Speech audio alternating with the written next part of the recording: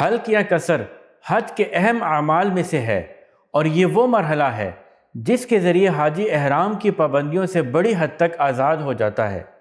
اس کا مقصد صرف ظاہری بال کٹوانا نہیں، بلکہ اللہ کے حکم کے سامنے عاجزی اور بندگی کا اظہار ہے۔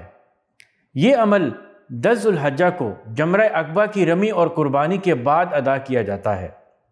مردوں کے لیے پورا سر منڈوانا حلق افضل ہے، کیونکہ رسول اللہ صلی اللہ علیہ وسلم نے سر منڈوانے والوں کے لیے 3 مرتبہ مغفرت کی دعا فرمائی اور بال کٹوانے والوں کے لیے 1 مرتبہ۔ اگر کوئی شخص حلق نہ کروانا چاہے تو پورے سر سے بال چھوٹے کروا سکتا ہے، جسے قصر کہا جاتا ہے۔ یاد رہے کہ قصر کی صورت میں سر کے ہر طرف سے کم از کم 1 انچ انگلی کے پورے کے برابر بال کٹنا ضروری ہے۔ جن مردوں کے سر پر بال نہ ہوں وہ سنت کی پیروی میں سر پر استرا پھروائیں۔ عورتوں کے لیے سر منڈوانا جائز نہیں، وہ صرف اپنے بالوں کی لٹوں کے آخر سے 1 انچ کے برابر بال کاٹتی ہیں۔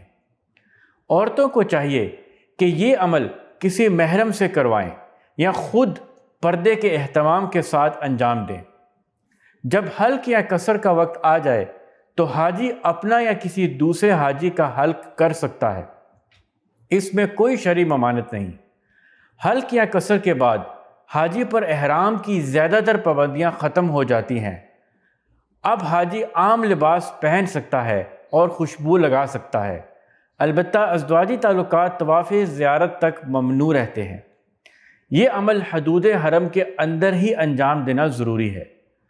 مختصر یہ کہ حلق یا قصر بندگی کی وہ علامت ہیں جو انسان کو گناہوں سے پاک ہونے کی نوید دیتی ہے۔ اسے محض ایک رسم نہیں بلکہ سنت رسول صلی اللہ علیہ وسلم سمجھ کر پورے ادب سے ادا کرنا چاہیے۔ اے اللہ، ہمیں نیت کے اخلاص کے ساتھ حج مبرور کی توفیق عطا فرما، ہماری حاضری قبول فرما، اور ہمارے والدین اور تمام مسلمانوں کو اپنے گھر کی بار بار حاضری نصیب فرما۔ آمین یا رب العالمین۔